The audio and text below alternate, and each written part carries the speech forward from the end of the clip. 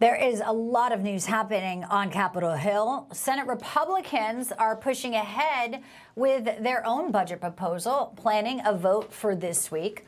Before the House Republicans want to bring their own budget blueprint to the floor, but that won't happen until next week. Our very next guest tweeting out the Senate budget resolution is the first step in cleaning up two of the Democrats' enormous messes, massive debt and deficit spending and Biden's open border. So pleased right now to bring in Wisconsin Senator, member of the Senate Budget and Homeland Security Committee, Senator Ron Johnson. Sir, a pleasure to have you with us today. Hope you're doing well.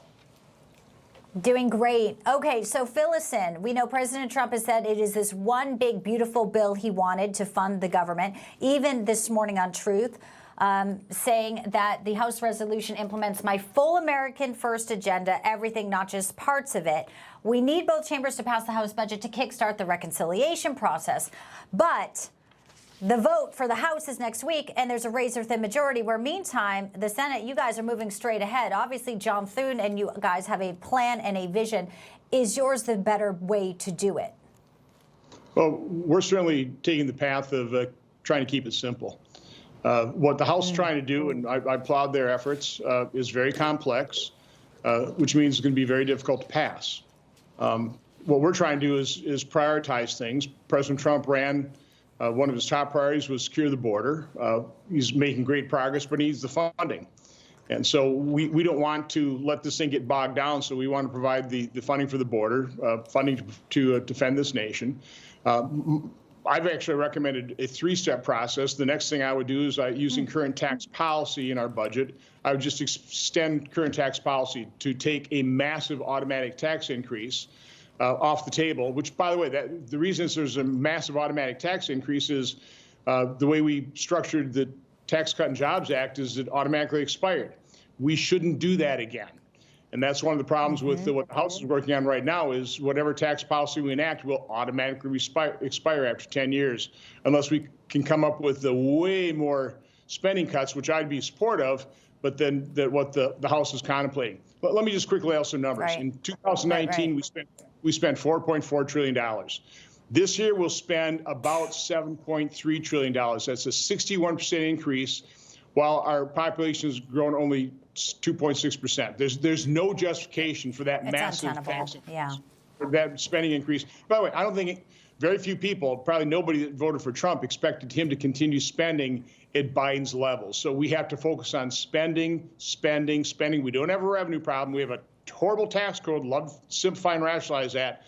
But we have a spending problem. That's what we primarily need to prioritize and attack. And DOGE is attacking it, and DOGE is trying to make some cuts. I mean, they say they're hoping for $1 trillion, but bit by bit, we see sort of this peel back the layers, Social Security. People, there's no way there's somebody who's 200 years old. And we see the cuts. And now there's this interesting proposal, Senator Johnson. Elon Musk is saying there might be a DOGE dividend, was a tax refund check funded with a portion of the savings. I mean, people would love that, anything that puts more money in our pockets. And to your point, the government will go bankrupt at the rate of this spending. So, I mean, if DOGE can cut things and also give a refund check, wow, is that actually possible? Well, I'm happy to do that once we balance the budget. So, listen, I love what Elon Musk is doing. He's a genius. He's got really smart people looking at the data and exposing the waste, fraud, and abuse. But those savings ought to be put towards spending reductions so we can balance the budget, so we can start returning more money to the American taxpayer, because inflation is the silent tax. And massive deficit spending, that's what sparked 40-year high inflation.